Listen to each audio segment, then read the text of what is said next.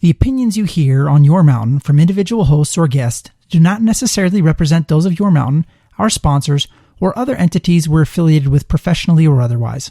You've waited long enough. Go listen to the show. There are millions of acres of opportunity out there. They belong to you. Every day, decisions are being made that affect your land, your water, your wildlife. You should know about them. This is Your Mountain.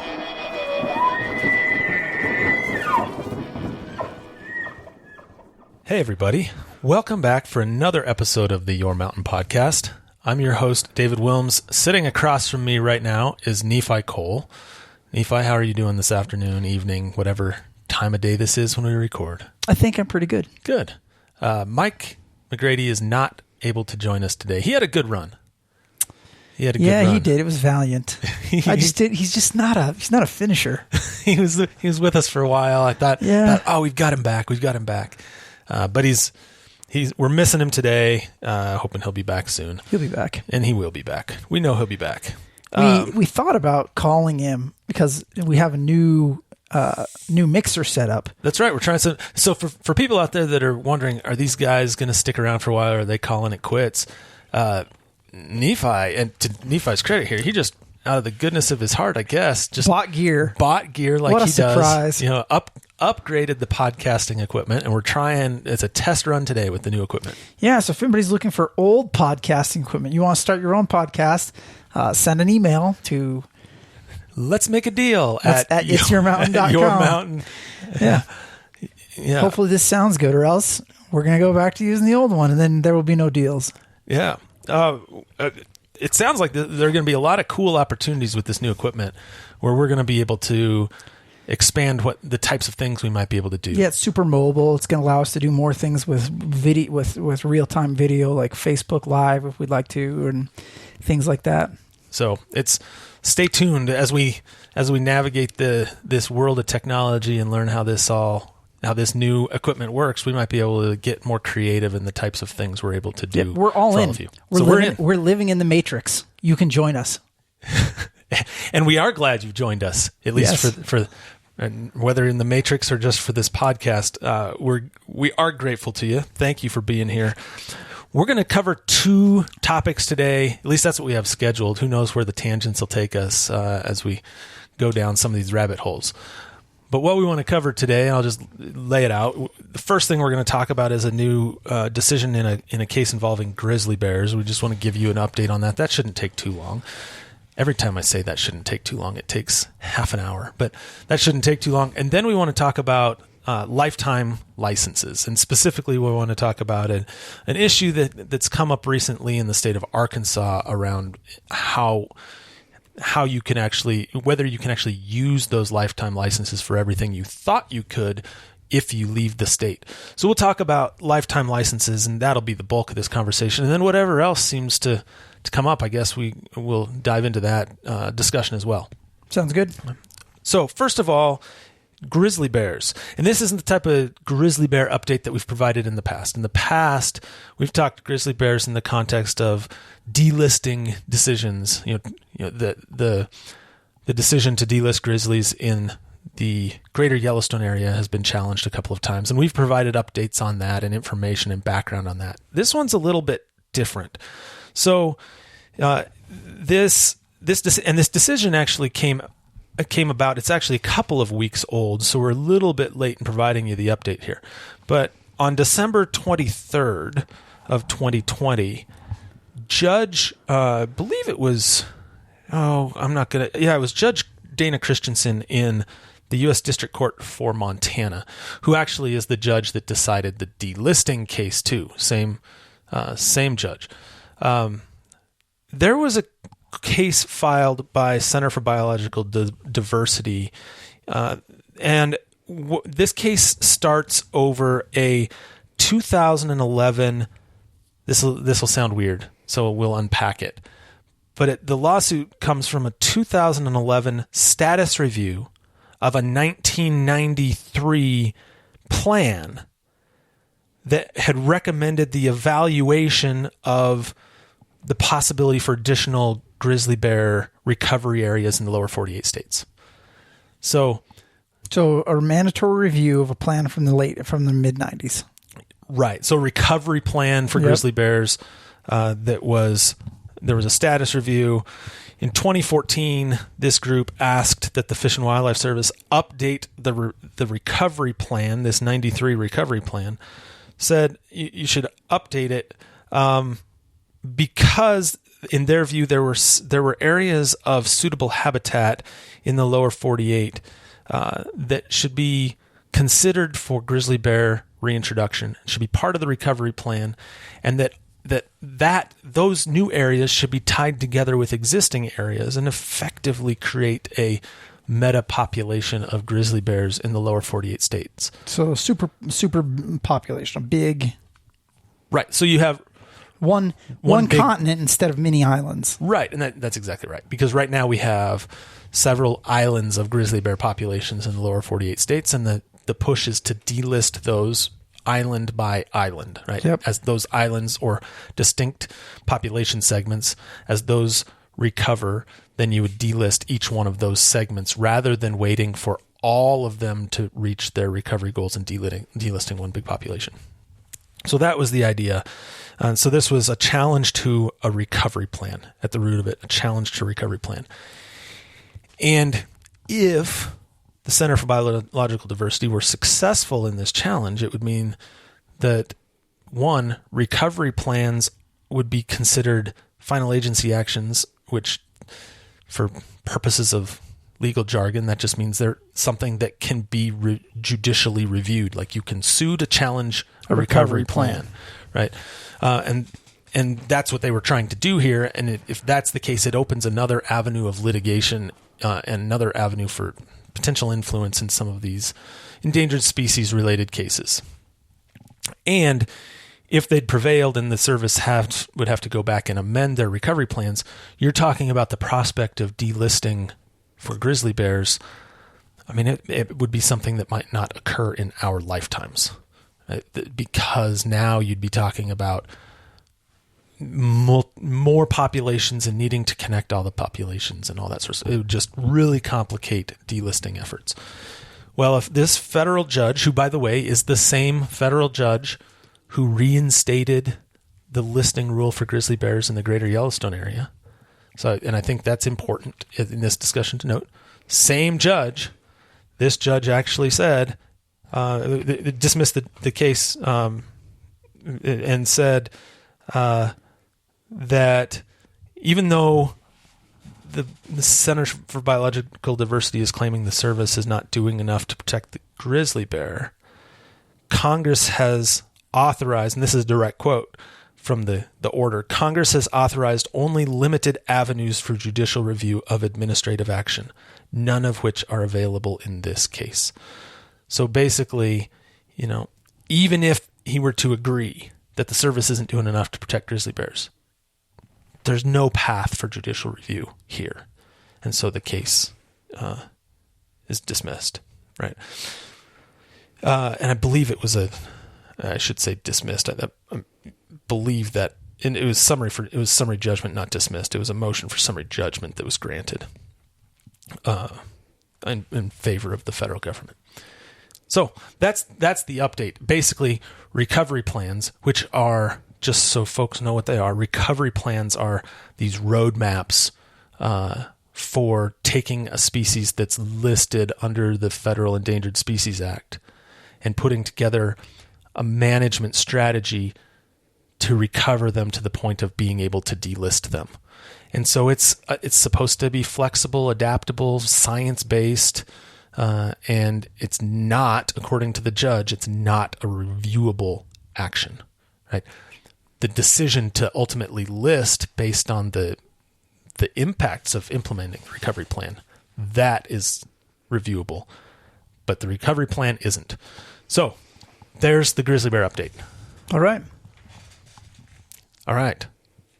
And hopefully that was clear as mud. It was clear. Crystal? Yep. We don't have a giant continent of grizzly bear recovery plans we have to deal with. We have little islands. That's right. That's good. We're where we were. Yep. And that means we there's hope. Yeah. we can get some of those islands. All right, so it is... Because that would be the challenge, right? I mean, let's just to break it down a little bit. Like, the challenge would be, if you think about how daunting that is. Right now, we have these specific populations that we're trying to get to certain levels, and we have suitable habitat and all those things within those given areas where we got a fighting shot. Can you imagine if you had to, if you literally had to make everything workable in half the country? It would just be... There's just so many areas and user groups and habitat types, and then trying to get the numbers all up at once, it would be daunting. Well, it would be daunting for other reasons too. Think about the local dynamics, the on-the-ground dynamics. Absolutely. So what if you have an area like, for example, in the greater Yellowstone area where grizzly bears have, look, I'm going to just say it because biologists are saying it and have for years, they're recovered. They shouldn't be listed. They should not be on the endangered species list, but they still are.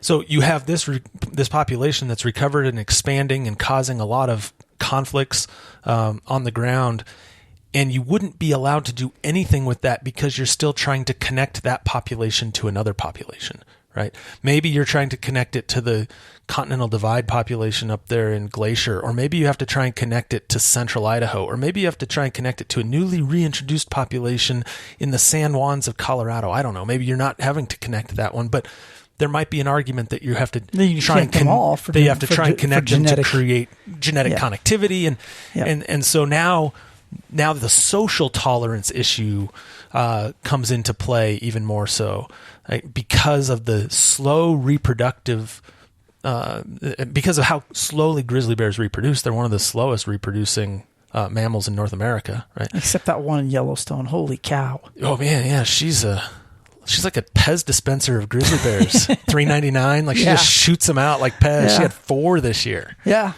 Yeah, it's unreal. Impressive. It's crazy. It's good genetics.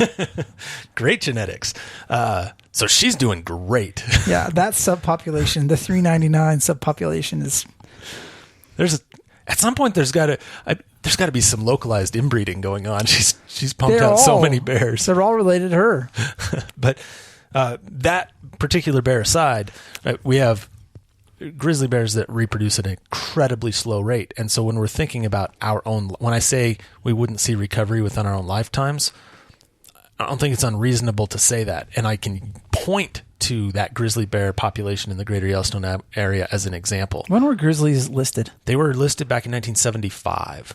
And there were about 136 bears Before we were born. Before we were born. Yeah. They were listed. At the time, there were an estimated, at the low end of the estimate, 136 bears. Yeah, it's kind of spooky. We're like halfway there, Dave. Halfway to dead? Mm-hmm. I think that's, you're probably right. Yeah, so I'm going to go with when you said not during our lifetime. I'm going to say, you know what? Like you're probably right. We might not get there now. Yeah, with just that island. Yeah. Right? Who knows? But who knows? But they reproduce so slowly and spread so slowly that in order to see how much, when you look at the greater Yellowstone area and where the bears were in 1975 and where they are today, yeah, they've expanded a lot geographically, but it's taken them 45 years to do that. That's something worth keeping in mind. And it's still, when you really look at a map and then compare that area, like if you look at it just in the greater Yellowstone area and see the expansion, you think, whoa, that doubled or tripled the land area. And then you back it out and look at the entire West and look at that same map and it barely moved, right? It's insane. It's scale. And so when you think now we have to recover all these others, it just becomes, I'm not opposed to, I want to see grizzly bears recover, but I think Congress put the distinct population segment piece in the Endangered Species Act for a reason, and that is we should be able to recover local populations that are genetically distinct from other populations that don't have genetic interchange. We should be able to recover those and delist those when they're doing really well, rather than waiting for everything else. If you didn't, you wouldn't have the management. You wouldn't be able to utilize management paradigms to be able to keep a healthy population, and you'd erode public support for the act and the social issues of having them there. Yeah. Anyway, so this is one case of many involving grizzly bears. We'll keep you updated on the different grizzly bear cases coming out, and every single grizzly bear case I've seen is, some of them deal with grizzly bears specifically, We've had a podcast about cases involving grizzly bears that really aren't about grizzly bears. They're about something else. But grizzly bears are, they're plaintiffs or defendants in a lot of lawsuits. Which incidentally, did I tell you I once had this is a quick side tangent. Okay. I once did a case where, I think I've probably said this before, with one of these organizations we've talked about before. Typically when you have a lawsuit, you're suing the federal government, you're on your caption of the lawsuit, you're suing the Secretary of Interior and the Director of the Fish and Wildlife Service and so forth. I had a case where the named plaintiff, the defendants were those. The named plaintiff was the Colorado River cutthroat trout. That was the plaintiff, was the actual trout. Well, did the trout have a good attorney? I won, so no. Interesting. Yeah. Anyway, that's a little funny one. It's the first time I've ever seen that where I'm like, do I get to depose the trout? Do I get to ask the trout for some, to produce evidence during discovery? I mean, do we have an interpreter? How's this going to work with the trout being the Did actual you spend plaintiff? a lot of time thinking about trout jokes? Yeah. Not for this, but back then I did. Back then, yeah. I imagine. Yeah. All right. So other topic for today. Lifetime licenses. So this... First question, do you have a lifetime license, Dave? I was going to ask you the same thing. I don't. You don't have any? No, I don't. I almost got one once in the state of Idaho, which in hindsight seems like it would have been a really good idea. But now I don't. Yeah. So I do. I have a lifetime in Wyoming. I have everything they offer. So I have a lifetime fishing license, lifetime conservation stamp, lifetime bird and small game license, lifetime archery license. I think that's everything that's offered. So I have all the lifetime licenses that are offered here, and I've had them for years. Mm-hmm. Do you know how many states offer lifetime licenses of some kind? It's several dozen. I think the list of, I think it would be more interesting to know if there are any states that still don't. There are. As of today? Utah doesn't. Interesting. Yeah, but some of the states that do, there's 32 of an article that I had, that 32 that had them, but some states took them. If I'm wrong, I'm going to be really sad because this is an old paper that I'm reading from, but there are a couple states that had them and then got rid of them, and Utah was one of those states, which is why I said I felt pretty confident that was, if you got rid of them, why would you get them back again after you had them and then got rid of them? Would you go back to the well? Yeah, you might. Because yes, there are lifetime licenses in Utah. I just pulled it up. Gosh dang it. Yeah, they do. But some states don't. So I think there might be some. I know that report you're talking about. I think it's like 15 years old, though. It's old. And so that's why I think it's safer to say most states do offer some kind of lifetime license. They differ dramatically, though, in a lot of ways. Mm-hmm. So kind of talk about this a little bit before we get into the very specific piece. They differ in a lot of ways. So most states have, in order to buy a lifetime license, most states have residency requirements. Right? You have to have some sort of physical residence in the state for some period of time. It is remarkable, though, when you look at it and think, okay, that seems simple enough. But wait. What? I do want to know from Utah Division of Wildlife Resources. They initially became available in 1984. A lifetime license holder could hold blah blah blah. Additionally, upon completing the annual questionnaire, and this is the important part. The Utah Division of Wildlife Resources stopped issuing lifetime licenses in 1994. Yeah, okay. So, but I would assume... I just want to be right. Okay, so they don't issue them anymore, but if you had one that predated 94... It's still 1984 to 94. So if you had one during the 10-year... Then it should still be valid, yep, right? But there's going to be... we'll go into this, I'm sure, at some point. Every state does these differently. And so Utah's going to be one of those states that makes you go get some paperwork or something like that done every year, even if you have the lifetime license. Okay, go ahead. Okay. So go back to that. You were correct that they had it and then no longer had it, but they still recognize lifetime licenses in the state. That's how tenacious I am. I couldn't handle being wrong, even though so I had to go find it. Yeah. Okay. So they do, but they still honor those that had it. Yes. And which will be an interesting part of the discussion here in a little bit, actually. Yes. Yes, it will. It will be very interesting. Anyway, so here's how they work. So there is a residency requirement. And what's fascinating to me, so in Wyoming, where we are, in order to qualify as a resident for resident hunting licenses and so forth, the residency requirement is 1 year. In order to qualify for a lifetime license in this state, the residency requirement is 10 years. In Wyoming. Yep. But in some places, it's as little as 18 months or 6 months. I mean, I've seen some that it's a year, 18 months, 6 months in order to qualify for a lifetime license. And also, so that's one piece of it. Another piece of it is the types of licenses. So some states, your lifetime licenses are very specific. Like you might be able to get a lifetime license to hunt big game, as a resident. In some places like here where we are in Wyoming, it's going to be a little bit more general. Your lifetime licenses for fishing or birds, but that would exclude turkeys or anything that requires a separate individual license. Anything you have to apply for individually, you wouldn't be able to have a lifetime license for. So the states vary on what species the lifetime license is valid for. Yep. And then cost varies just wildly. In some places it's tied to some sort of inflation index. In some places it's not tied to anything, it's just a flat fee.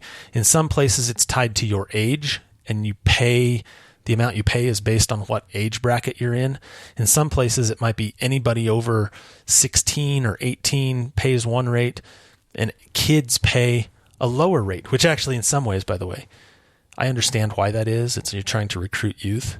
Mm-hmm. But from a lifetime license, you're getting somebody that's just getting into hunting and fishing. And then you give them a reduced price. You give them a reduced price, and then they never have to pay for another license again, and they might live another 80 years. Just from a fiscal standpoint, that's I don't know if that pays for itself. You get a new hunter, but do you actually get any revenue coming from that hunter? I don't know. Yep. So and then the final piece that I'd touch on the lifetime license. Every state that I reviewed as we were thinking about this topic, every state that I reviewed, the way a lifetime license works. Sorry, before I get to that. Lifetime license, in some states, non-residents can buy a non-resident lifetime license too at a different rate from residents. So there can be resident and non-resident lifetime licenses. But for the sake of this, let's talk about residents. From every state that I looked at, if you are a resident of the state and you meet the requirements for residency for a lifetime license, and you buy a lifetime license as a resident, that license is good for your lifetime, regardless of whether you continue to reside in that state in which you made the purchase. So if we were buying our lifetime license here in Wyoming and we moved to Michigan, we could come back every summer and fish, and we can come back every fall and bird hunt and all that stuff, and we wouldn't have to buy a new license. That's all covered by the lifetime license. Right? And that is what it appears to be a universal truth with lifetime licenses. Mm-hmm. Okay. Does that kind of set the stage here? Yeah. Or do you have any more you want to add to that? No, it's just, I was just looking at some of the states. I was looking at Idaho, for example. As you mentioned, they do have tiered licensing systems. I believe Arizona has 5 age tiers. Just for an example, Idaho is 3. So if you were going to get a combination hunting fishing license, lifetime license in Idaho, if you're less than 1 year old, $795. 2 to 50, it's about $1,100. Once you're over 51, it's $636. So Just kind of shows you how they did that. And then one thing that's important to note on this is when you look at these, again, every state, all states are different. And so in a state like Wyoming, you look at these lifetime licenses, they're going to be significantly different because some states, for example, Idaho, you have your license that you have to have, but then you also have to have a tag. In Wyoming, your license and your tag for some things is the same thing. So when you buy an elk license in Wyoming, your elk license and your elk tag are the same thing. It's not a separate license and tag. So in some of these states, even if you purchased a license that makes you a lifetime license holder, if you move out of state because you still have to buy a tag, you may be subject to buying the tag at the cost of a non-resident tag, even if you have a resident license. So that's just something to think about. It's just an interesting quirk. And again, these are different in all states. In fact, they're going to be very different in Idaho than they would be in the state, say, Arkansas. Yeah. So let's talk about Arkansas a little bit. Why not? I love Arkansas. We teed it up a little bit. Yeah, my wife's grandmother lives in Arkansas. I have a lot of friends in Arkansas, and I literally think it's awesome. I do too. I actually really enjoy Arkansas a lot. My wife's grandmother lives there, and actually, this is this is completely unrelated to what we're talking about.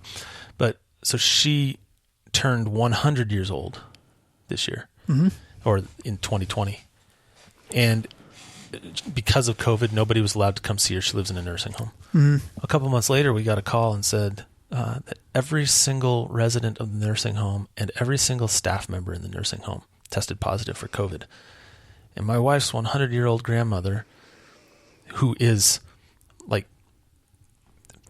4'2". I don't know what, I mean, she used to be a taller woman. She's not. She's aged so much, right? She's so old. She's very frail, just like tiny petite woman. Asymptomatic. Yep. Nothing. They're like, she might be a little bit more tired, but she sleeps like 20 hours a day as it is. Yep. So it's hard to tell like she was 80, fatigued.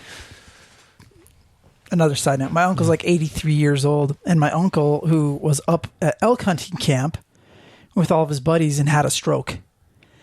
And so he, if he's listening, because he always listens to our podcast, don't get mad that I'm telling the story, but as he's up there, he just got mad at everybody because they thought he was acting a little bit weird.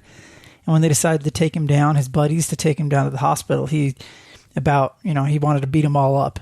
But he got down there and they figured out that he'd had a mild stroke. And so anyway, he was they doing some rehab, and they had him in a facility to do some long-term care type stuff. And he was getting ready to go home, and then they tested him for COVID, and they wouldn't let him leave because they're like, you have COVID. And he was asymptomatic too, just sailed right through. And he was one of those guys where you're like, oh gosh, I hope he doesn't get it. Yeah, right? No, it's just like, it's ridiculous. It's mind boggling. Yeah. My wife's grandmother, she's one of those too, where like, man, a really strong dog fart would knock her over. Yeah. Yeah. But COVID didn't touch her. It's pretty crazy. No, dude's tough. Yeah. Tough old duffer. Okay. Yeah. Anyway, so Arkansas, we like Arkansas. We're big fans of the state. Governor Hutchinson's cool. He is cool. He is. Were we at the same table? We had Asa? I don't remember where it was. I sat at it's his name. Asa. Oh. I was sitting at a table with cool enough you don't know his name. But I know I don't learn governors' first names because I just know to call them governor so and so. We're on a first name basis. Me and most governors. I guess I'm not that way. I still use decorum and respect and whether. Well, you have to do that when you're not on the end. So everybody's just so that's why I called our old boss governor too, and you were always calling him by his first name, huh? Yeah, something like that. Yeah, I mean he's a cool dude. I think we were both at the same event. I was having dinner. I was at a table with him at a banquet with he and his wife and his daughter, and they're neat, really neat. Yeah, it was a fun conversation. Anyway, that was 3 years ago, probably 2-3 years ago. Anyway. Arkansas, lifetime licenses. Why did we want to talk about this? Well, first of all, shout out to our friend Ryan Bronson. Ryan's been on this podcast a few times. He was actually a pretty regular guest there for a while. Mm-hmm. Until he joined that other podcast that picks on us all the time. He joined a podcast that picks on us, and then it's harder to bring him on. But we're still, because we're bigger people. Yeah. We're still extending Yeah. So if you want to go listen respect. to is it called Off Gravel? What's it called? The Gravel Podcast. You can. Yeah. We're not telling you to, but go ahead. That's their podcast. Yeah. Anyway, he sent us a text message and with a link to this article and this information about what's going on in Arkansas around lifetime licenses, and was asking, just some banter back and forth on what we thought about that and what he thought about that and that sort of thing. We thought, this would be an interesting thing to bring up because we know that a lot of people, because lifetime licenses have been around for a long time in a lot of states, a lot of people have them and a lot of people have certain expectations from them. Yeah, like if you get a lifetime license, the expectation is it's going to last for your lifetime, right? That just makes sense. Yeah. Okay. Yeah. So here's what's happened in Arkansas. In Arkansas, you can buy a lifetime license, lifetime hunting license, and until very recently, and maybe instead of phrasing it that way, I'll say it this way. Last September, in September of 2020, because as if there wasn't enough going on that was making people mad, we'll just pile one more thing on. Because you might as well get it all out of the way, rip off that Band-Aid, just get it all done at once. Just do it all in 2020, right? So in September of 2020, the Arkansas Game and Fish Commission sent a notice to lifetime permit holders, lifetime hunting license holders that were living out of state, not all of them, just the ones living out of state, and said, just so you know, we from this day forward are considering you non-residents for purposes of duck hunting at state-owned wildlife management areas. Okay. First of all, why should that matter? I don't know. So what it does in Arkansas on these state wildlife management areas, if you are a non-resident, you are limited to the number of days you can hunt them, and you are limited to the times in which you can hunt them. So you can hunt a total of 30 days on them, and you are limited to hunting only specific 10-day blocks for them, right? If you're a non-resident, and you also have to buy a 5-day non-resident waterfowl hunting permit specifically for that habitat management area. And so, okay, why is this a big deal or controversial? When you hear that, you think, well, that kind of makes sense, right? I mean, it kind of makes sense if you're not a resident of the state and this is state-owned property and they have a process by which they delineate between residents and non-residents. If you're not considered a resident of the state, and this was the argument that their attorney was making, by buying a lifetime license, you're not buying lifetime residency of the state. And that's right. The ability to hunt ducks, you're still allowed to hunt ducks on your lifetime license anywhere in Arkansas. The only exception to using that, or how you would use that, is on these state management areas where there are residency requirements for one, the permit, and two, the times and opportunity to hunt on those pieces of property. So here's a question. On those state pieces of property, is that a different state agency that manages the property versus the Game and Fish? I don't know the answer to that. Because, that would kind of make sense. If you think about it, you've got one agency that said, your lifetime license, we're giving that to you, but then you have an area you're going to that differentiates between residency and non-residency in terms of a fee that you have to pay. And so just because entity A can grant you, this exception, or, does that mean that, again, it's like the attorney said, just because we're granting you lifetime hunting license privileges, that doesn't mean I'm granting you lifetime residency privileges. You still either are a resident or you are not a resident. Right. That has nothing to do with whether or not you own a lifetime hunting license. That doesn't mean that you can get a license plate from that state, and be like I got an Arkansas license plate because I've got a lifetime hunting license from Arkansas, so therefore I'm an Arkansas resident. That's not the case. You may have a resident hunting license, but that doesn't mean, you can vote in Arkansas. Right. And they'd probably be quick to point out that if you have a lease on somebody's private property to hunt hunt ducks in Arkansas and you have this lifetime license, you can use it there, no problem, because there's not a residency requirement associated with a different tag, right? And so what you're talking about is... Yeah, and this is to your point of the Idaho situation, right, where you could have a lifetime license, but it doesn't mean that you wouldn't still have to buy an additional tag to be able to fully use part of it, right? Or to maximize, do maximum benefit of it. You might have to buy an additional tag. That's right, and that's basically what's happening in Arkansas. And that's kind of what they're saying. So on that level, you can say, okay, well, that makes sense, right? I mean, you kind of understand that.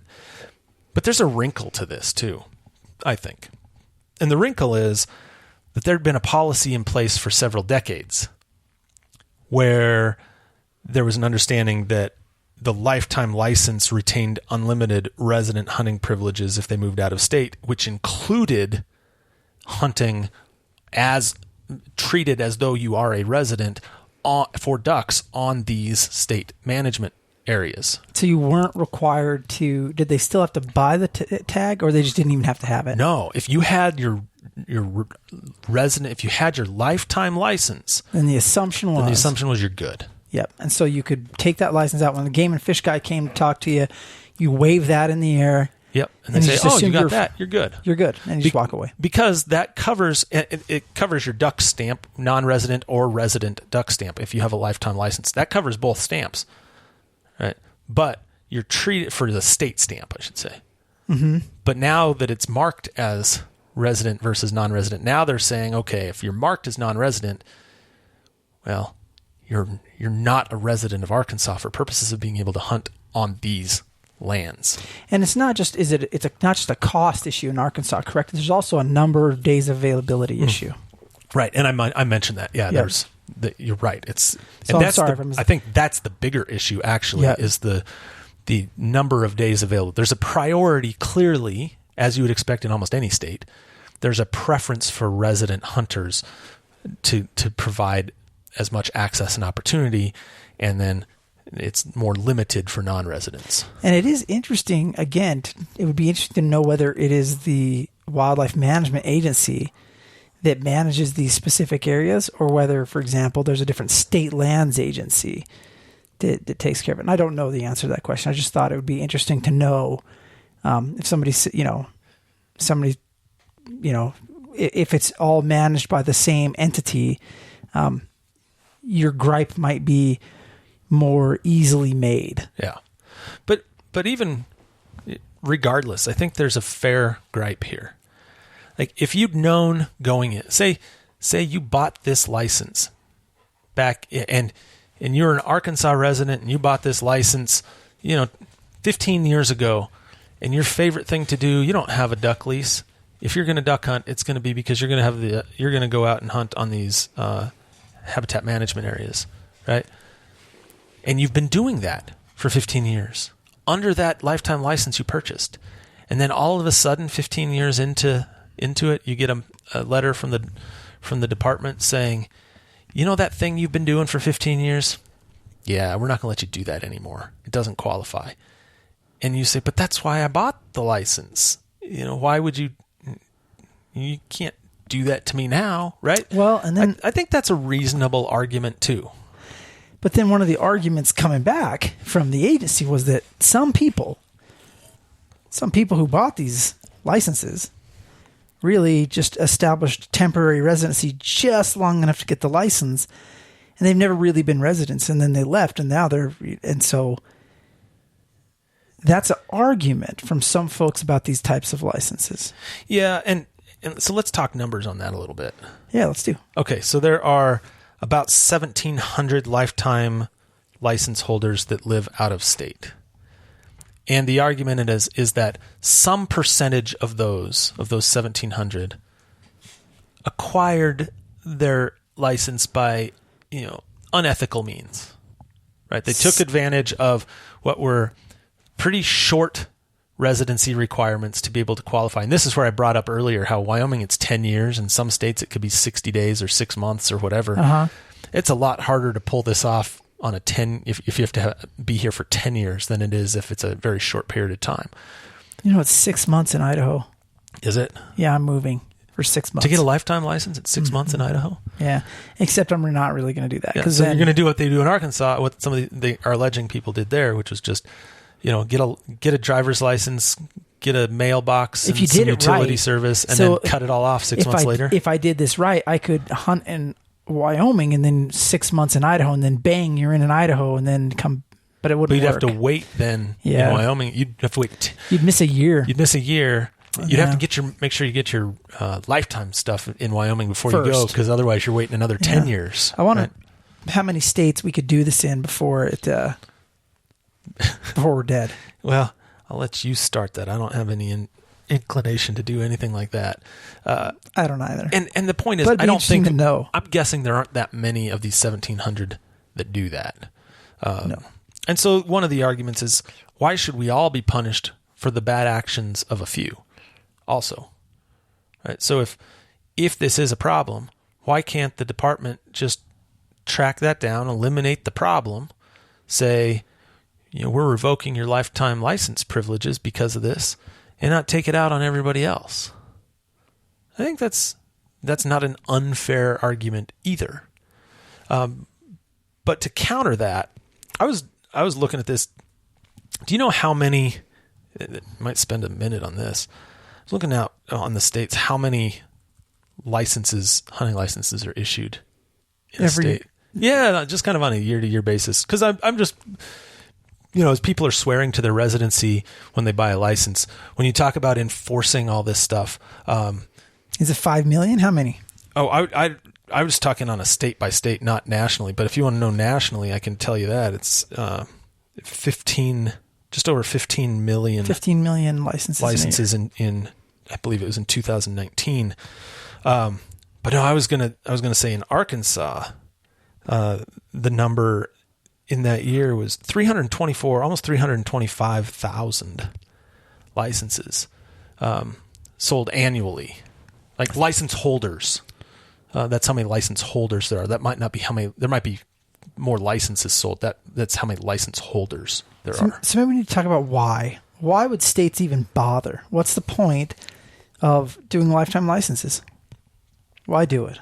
Well, can we talk about? Can I do one more thing on this? Because I do want to talk about that too. Is why bother? But I did want to point out on this Arkansas piece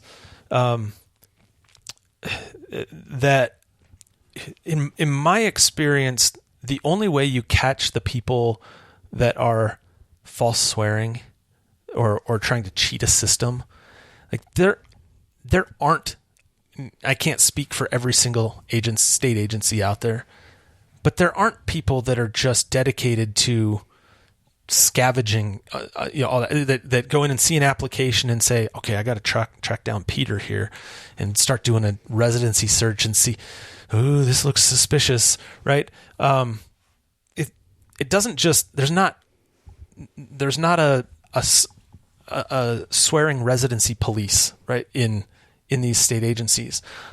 The only way that an agency is going to find out about this and be able to do investigation is if somebody else tips them off. And then there's some of the most diligent investigators from a law enforcement standpoint that I have ever seen. Like game wardens, if I want somebody investigating something in this country, I'm not going to call the FBI. I'm not going to call in the Secret Service. I'm not going to call in, I'm going to call in a game warden. Like, having worked with game wardens in the past, like, they run stuff to the ground. Yeah, they are the best investigators I have ever been around. So if you have a resident license and a Utah license plate in Wyoming, do you think that that's a flag? That could create some suspicion. Yeah. Right? Yeah. If on your application you apply for resident license and accidentally put your Utah address on it, that seems like a red giveaway. Flag. We might catch you then. Yeah. But the point being, to those saying, well, why doesn't the agency, it's only 1,700 people, why doesn't the agency just track all these people down? Well, they don't have the resources to do it. If you know of somebody that got their lifetime license illegitimately, the only reason I'm saying all this, I'm saying if you know this is happening and you know somebody that's doing this, call your tip line for that state wildlife agency and say, I suspect this violation is occurring. And then it becomes a priority and they'll dedicate resources to it. But it's unreasonable with the limited resources that these agencies have to expect that they can take, and I just brought up Arkansas as an example of, you say there, we see this argument saying, well, there are only 1,700 non-residents that have this lifetime license, but you got to remember they're also getting, 325,000 people issued a license, and then the thousands more that apply for licenses and aren't issued. So let's say, and let's say 5% of those lifetime licensed people are ones that you may want to look at. But what if it's 5% of the 325,000 of regular licenses that are resident licenses you have to look at? I mean, you couldn't even do it. You just don't even remotely have the staff time to look at everybody and make sure there's a certain amount of, again, user, self-policing that has to occur on this type of stuff. So I'm kind of torn on this Arkansas situation. In one respect, as somebody that's a resident of a state and is fiercely protective of my ability to go out there and not be elbowed out by the hordes of non-residents coming in, hunting the same resources, right? Part of me is like, you know what?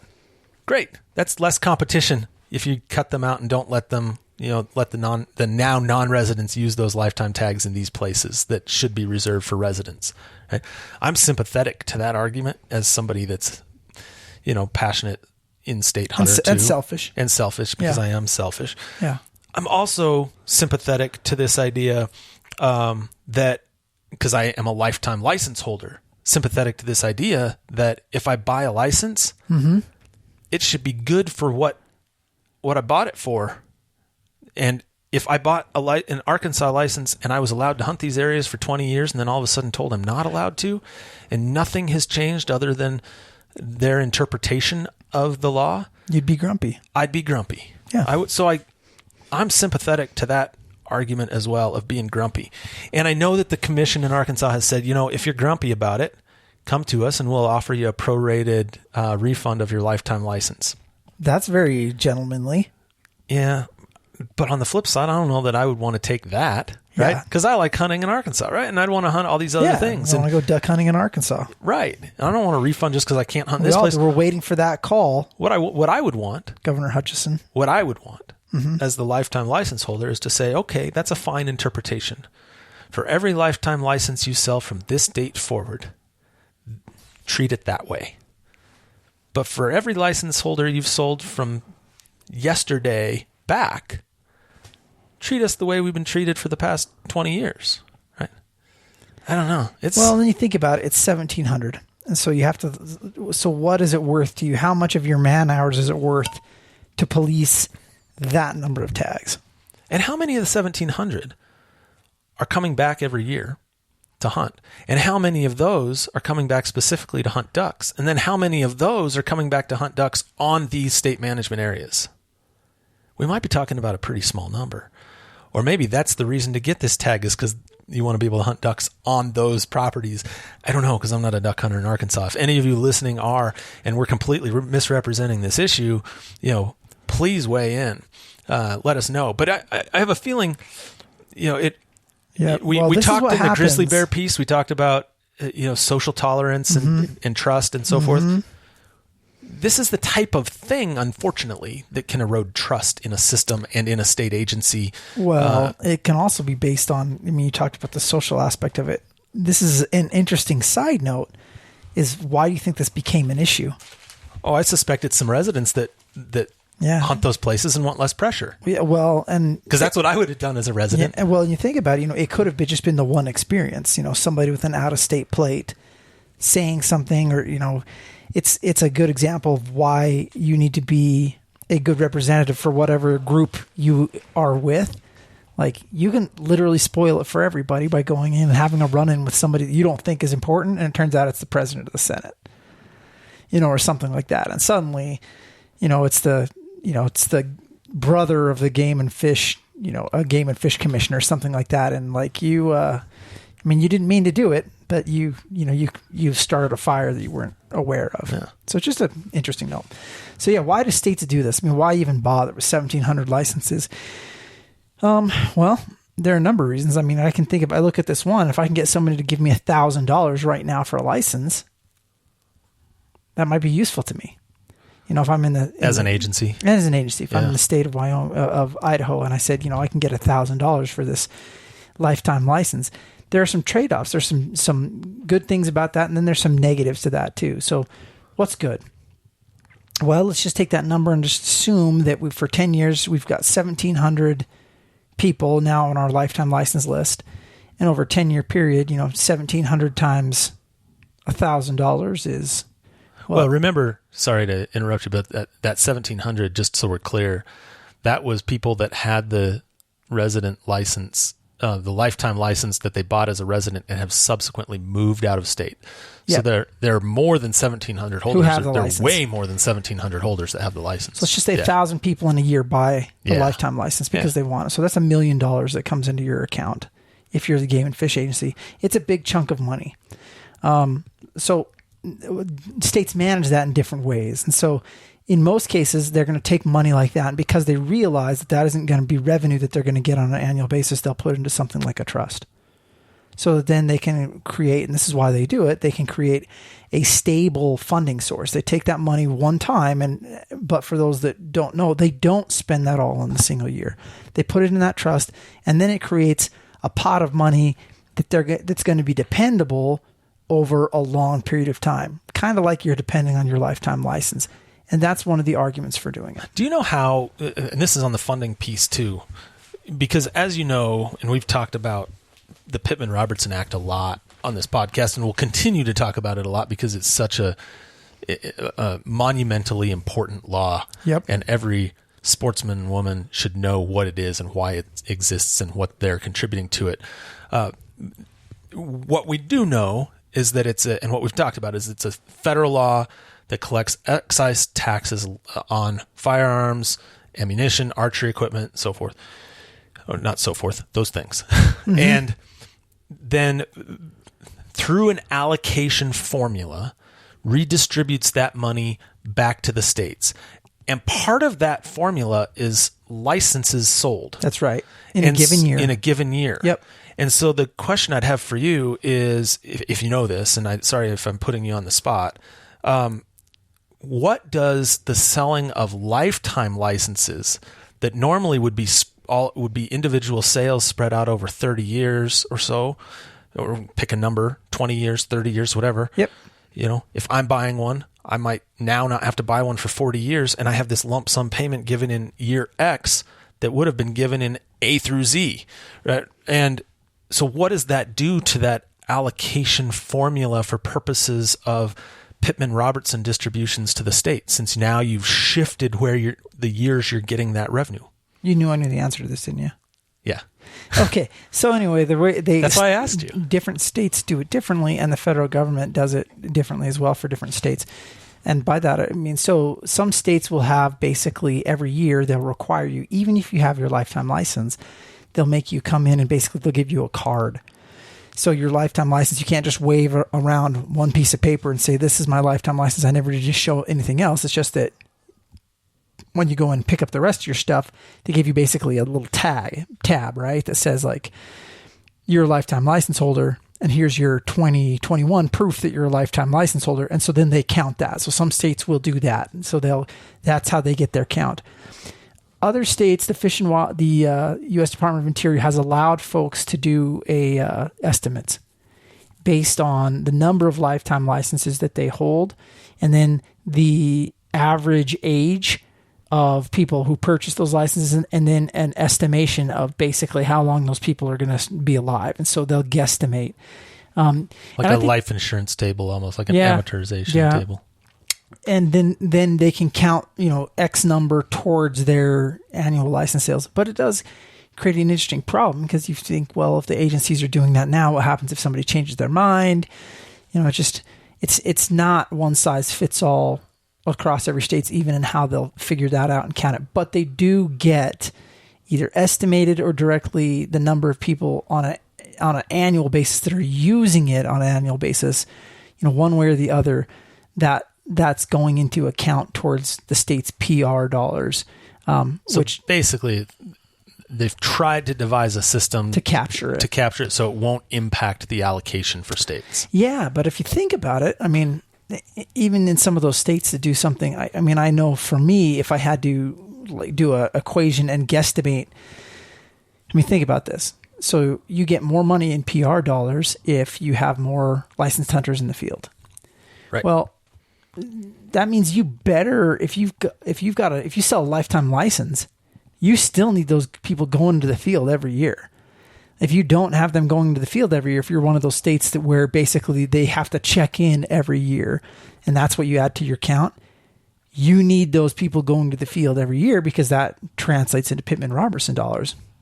Other states that don't use that program to do the estimate, you almost wonder whether there's some kind of proration that also, assumes that everybody isn't going to hunt every year, or if it assumes that they will, because, you might have guys buy a lifetime license and honestly not hunt for 3 years, but still be able to count those people towards your PR dollars. And I don't know, in each case, however each state is doing it, but it is, does create some interesting questions for those management agencies. So that's sort of the challenge accounting side. There are probably some other question marks about why do it. I kind of view it as it's probably the wrong way to think about this, but I've thought of lifetime licenses for those states that don't have that aren't tied to some sort of index. They haven't indexed them to raise fees appropriately, whatever. It's almost like a Ponzi scheme. Mm-hmm. That's probably the wrong way to describe it. But if you think about it, you're selling all of these licenses to get this revenue now, and you're really hoping, even though you might not use, to your point, you might not use all that revenue this year.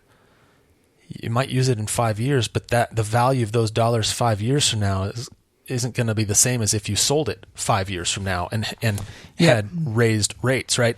So you're then counting on more people buying the license 5 or 10 years than are buying it now to justify selling them now. It almost feels like it. I call it a Ponzi. I call it almost like a Ponzi scheme, but it's this incentive to continue to try and recruit and retain new hunters. Because if you can't do that, then it doesn't really justify financially having this system, right? This lifetime license system. I might be missing something. That's my layman's simple mind view of that. Yeah. It's interesting. But so what are some of the other positives? I can tell you personally, if you have not bought a lifetime license and you have an opportunity to do so, I would highly recommend doing it. I have zero regrets from purchasing. And I'm looking at you because you said you hadn't even bought them yet, Nephi. I'm looking at you. I'm like, no, I like to waste my money every year. I know you do, but I love having them in my pocket for a couple of reasons. One big reason, which is when the end of the year comes around and somebody calls me and says, "Are we going to go goose hunting in the morning?" And then the morning is January 1st. Mm-hmm. Do people ever make that call to you? Yeah. Oh, I've never had that call. But just wondering. But when you get that call and you think, "Oh wait, I don't even have a bird license." Oh man. Now, you can pretty much remedy it by buying it online. But when I bought my licenses, the online systems weren't good, so you actually physically had to go into a store to buy the license, and that could be difficult to do. So not having to think about going in and buying these new licenses is I think an advantage and something that I really like. And for kids, if you can, I'm going to get and I know Mike's already done this. I think he got his kids some of the lifetime licenses. I'm going to get lifetime licenses for my kids because I think I don't want price to ever be a barrier for them to do some of these things that we love doing. And obviously I'll be buying their licenses until they leave home, but I'd love for them, if they leave the state and want to come back and bring their families back, or want to come back and visit, and we want to go fish or hunt or something, I want them to have that. I don't want price to ever be a barrier. And so if you can get lifetime licenses in kids' hands now, I know I said earlier on, it's like some states have them so cheap that it's, if you're in one of those states, it's great for you, bad for the agency, I guess, because they're selling a lifetime license for 60 years. But yeah, I think it's awesome. I think that may be a great birthday presents for my boys this year. And a present for yourself, because you should have lifetime licenses too, Nephi. I'm a big fan of them. I think you should get me one. You're right, a present. My birthday's coming up. Let's just put it this way. I trust, despite what's happening in Arkansas, I trust the agencies to manage the funds appropriately and figure out how to make sure they can continue to manage wildlife, and that the value that I'm going to get out of these lifetime licenses is far going to exceed what I put into them financially. And so I think they're good to have. If you live in Arkansas, we totally messed this thing up. Well, the other thing, let's be fair to Arkansas too. So, there is, again, there's some validity to the legal argument here from that guy saying, like, look, we can't help this, and your lifetime license is still good. It's just that in this situation where you have to have this tag that says resident, non-resident, that's not our fault. We can't make you a resident for cases of this separate thing that's separate from your lifetime license. It's a different thing. It's not the same. Right. And so that's the argument that they're going to make, and it's valid. I think, it is a valid argument. And we were pointing out just the different ways of thinking about it, and I put myself in the shoes of somebody that had a lifetime license, and I can understand being frustrated if how I'd been using that license for 15 years, I'm no longer allowed to do. Yep, and absolutely. It's understandable frustration. Yeah, and in some instances, a justifiable frustration. Which is why they make attorneys. Right. That's why God made attorneys. But I also completely respect and understand the position of the commission as well, as far as why they would take that position. Like, we're not selling residency in the eyes of the law for Arkansas. We're not selling permanent residency. We're selling a lifetime license where you can have the privileges that a resident might have for these specific purposes. And this just doesn't happen to be one of those purposes.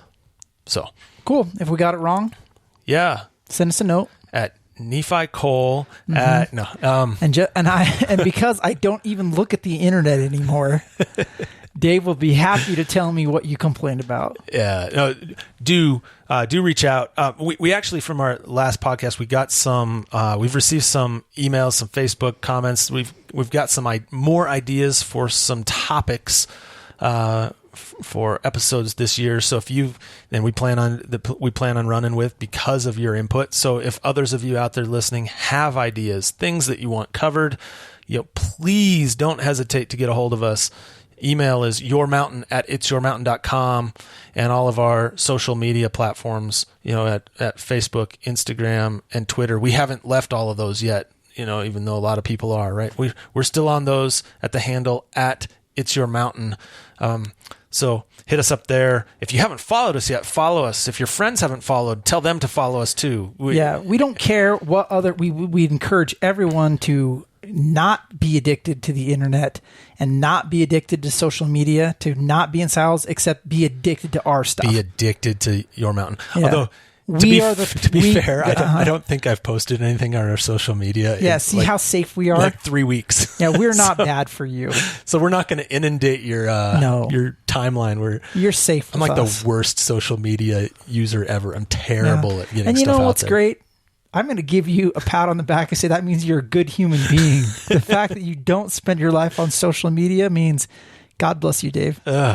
I'm trying to be better as in trying to get more information out there on the stuff we're working on in our podcast, but I'm pretty terrible at it. Listen to the podcast. So listen to the podcast. Yeah. And tell people to listen to the podcast. We'd appreciate that. Absolutely. All right.